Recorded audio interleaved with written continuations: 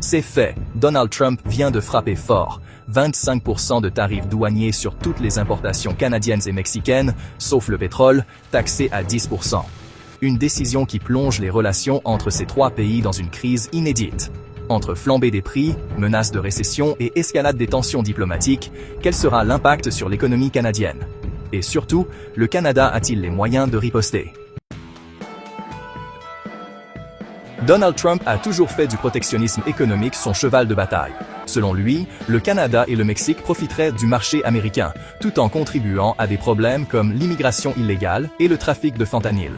Mais cette fois, il passe à l'action avec des sanctions économiques brutales, invoquant une urgence nationale. Une décision qui, selon lui, protégera les travailleurs américains. Mais à quel prix? Avec ces nouveaux tarifs, l'impact pour le Canada et le Mexique est immédiat. Plusieurs secteurs clés risquent d'être durement touchés, comme l'industrie automobile et l'industrie agroalimentaire. Les nouveaux tarifs imposés par l'administration Trump ont des implications profondes. Il est donc crucial pour le Canada et le Mexique de développer des stratégies pour atténuer les impacts économiques. Les industries métallurgiques canadiennes, qui exportent massivement vers les États-Unis, voient leurs coûts grimper en flèche. Des usines pourraient ralentir leur production, entraînant des pertes d'emplois et un ralentissement de l'économie. L'industrie automobile nord-américaine fonctionne sur une chaîne d'approvisionnement intégrée. Des pièces fabriquées au Canada sont utilisées aux États-Unis et vice-versa. Une hausse des tarifs pourrait créer des retards de production et une augmentation des coûts pour les constructeurs.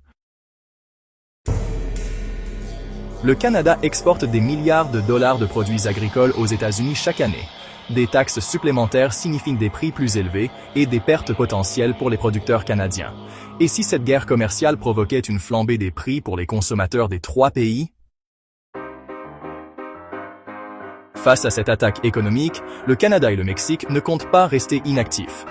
Justin Trudeau annonce une taxation équivalente sur les produits américains, viande, légumes, alcool, et même certains produits manufacturés. Le Mexique, de son côté, cible également des industries américaines stratégiques pour créer une pression politique sur Trump. Mais cette escalade pourrait-elle aggraver la situation et provoquer une récession sur tout le continent? Et si cette guerre commerciale était l'occasion pour le Canada de redéfinir ses alliances économiques?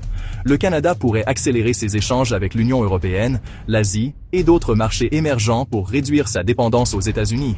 Plutôt que d'exporter du bois brut ou du pétrole brut, investir dans des industries locales de transformation pourrait permettre au Canada d'ajouter de la valeur à ses exportations et de limiter son exposition aux fluctuations des taxes américaines. Une telle transformation nécessiterait des investissements massifs et du temps, mais pourrait à terme rendre l'économie canadienne plus résiliente. Cette crise est un tournant pour l'économie nord-américaine. Trump espérait affaiblir ses voisins pour renforcer l'Amérique, mais en réalité, cette guerre commerciale pourrait fragiliser les trois économies. Pour le Canada, l'heure est venue de repenser son avenir économique et d'accélérer sa transition vers de nouvelles alliances commerciales. Pensez-vous que le Canada devrait totalement s'émanciper des États-Unis économiquement? Ou trouver un compromis pour éviter la catastrophe? Donnez-nous votre avis en commentaire et débattons ensemble.